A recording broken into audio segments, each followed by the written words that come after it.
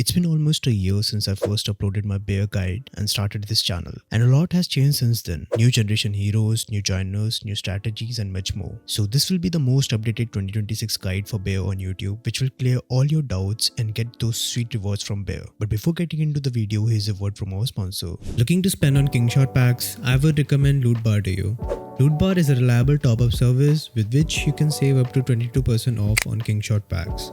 Meaning a $100 pack just costs $78. Their self-top-up feature offers a safer and faster alternative to traditional methods, allowing you to buy packs yourself. Register using my exclusive link in the description for an extra 10% off coupon. Now back to the video. So let's start with the basics of Bear. As many of you might be new to the game, Bear is an event scheduled by your R4 or R5 every 2 days. It's a building that can be placed anywhere in your alliance territory area. You have to donate arrows to the bear to increase the attack multiplier against the bear. These arrows can be earned by completing intel missions. Your alliance rally this bear trap at a set time, deal damage to it, and earn rewards by climbing specific tiers. The bear do not attack back or injure your troops even if it looks like in the animation. The event runs for 30 minutes, but the last rally is called 5 minutes before the end. Your stats and hero skills affect the bear damage significantly, and only lethality and attack stats matter, with lethality being the priority. So you have to join your strongest player for maximum damage to the bear, as they have stronger heroes and better lethality and attack stats. Joiners get easily ignored, but they improve damage significantly. The first hero in your squad is considered as a joiner hero, so while joining the bear, you have to be careful about what heroes you're going to send to the rallies, as they can kill the damage or increase the damage significantly. We'll talk about the joiner tier list at the end of the video, or you can skip to the timestamps in the description. Now let's talk about the best heroes for each gen to start your rallies. This is the most asked question on my Discord and YouTube comments. So for the Gen 1,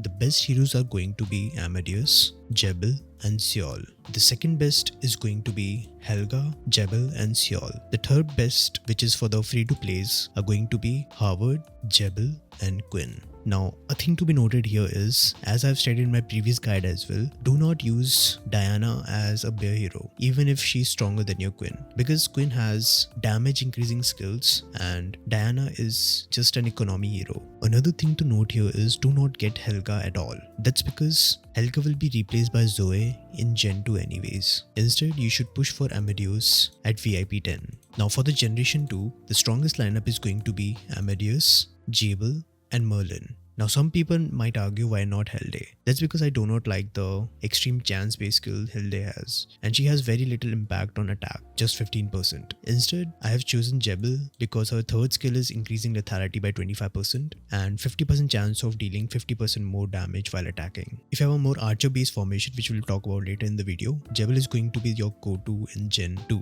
Now the second best formation here is going to be Amadeus, Hilde and Merlin. I've included Hilde here because some people might find different results with Jebel and Hilde. The third lineup, which is going to be our free-to-play and low spenders, is going to be Zoe, Jebel and Merlin. And for the free-to-plays, just replace Merlin by Quinn. In Gen 3, things change a lot. You get an extremely powerful hero, which is Petra. So your strongest lineup is going to be Amadeus, Petra and Merlin. Petra is a really great hero, just like Amadeus for Bear. She's a forever hero and you can max out her widgets without any doubt. Same goes for Amadeus. From here on onwards, only our archer hero is going to be changed for our strongest lineup. The second strongest, which is going to be for our low spenders, is Zoe, Petra and Merlin. And for the free to plays, just replace Merlin with Quinn. For the Gen 4, the strongest lineup is going to be Amadeus, Petra and Rosa. For the low spenders and mid spenders, it's going to be Zoe, Petra and Rosa. Rosa is a great hero for Bear and she will not be replaced in Gen 5, so you should definitely get her. She's also a lucky wheel hero, so easy to max. For our Gen 5, nothing changes and the strongest lineup is still going to be Amadeus, Petra and Rosa. The second strongest lineup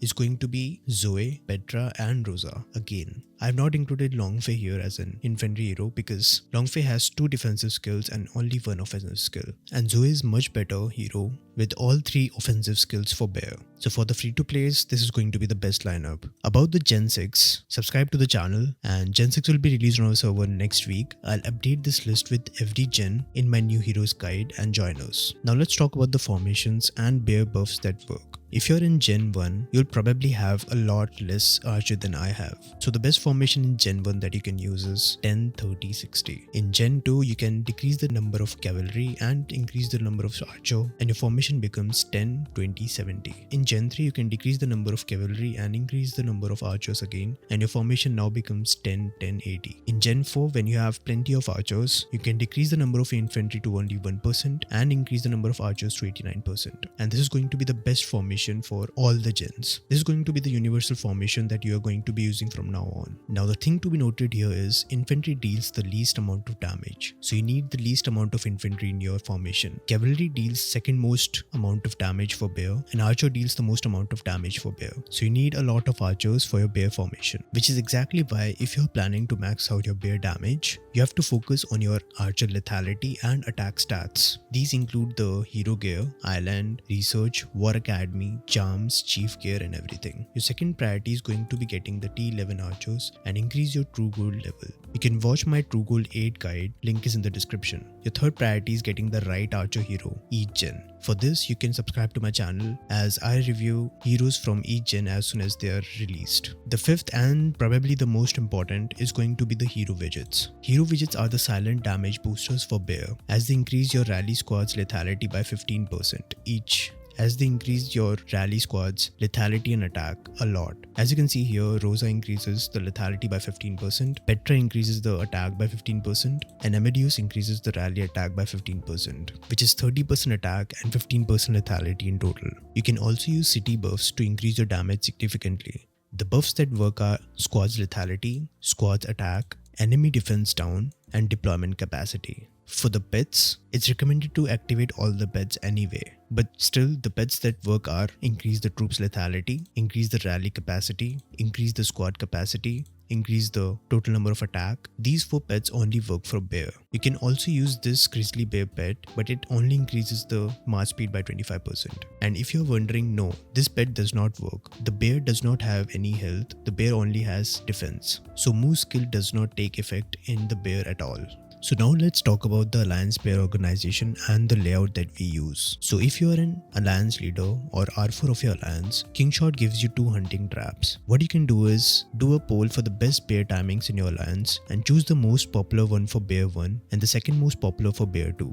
A thing to note here is, if the difference between the most popular and the second most popular is not a lot, you might want to stick with one timing. For the layout, we get asked a lot as for why we use this layout for our bear. The simple answer is we have a lot of heavy bear hitters. This layout helps with the organization and helps accommodate more rally leads in the first row. And it looks cool.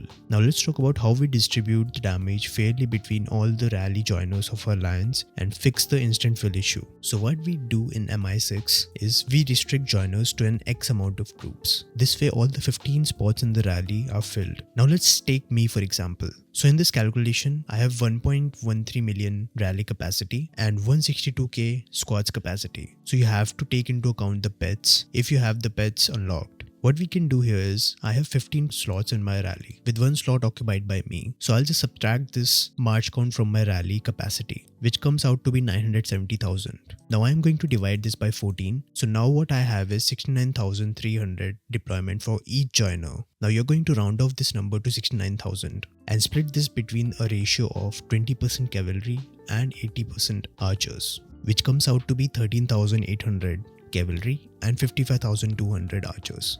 You can just simplify it to 14,000 cavalry and 55,000 archers. Something to note here is we are not including any infantry here. That's because infantry is just useless. If you only have cavalry and archers as your joiners, your bear damage is going to be as consistent as ours in MI6. This fixes 2 issues. First, the instant joining. As you have to fill 14 slots, the instant joining issue is resolved. The second issue that is fixed is even damage for all the alliance members. So instead of consolidating the damage to the top few and just getting 1 extra hammer or 1 extra XP component for them, we're distributing it evenly across our alliance members. This way they can climb 2 or 3 levels and sometimes even 4 levels and get 4 to 5 hammers extra each player. So that's how MI6 does their bear. And if you want to copy this, you can copy this. The ratio that we use is 15,000 cavalry and 65,000 archers for now. Another tip that I want you guys to have is setting up your formations before bear.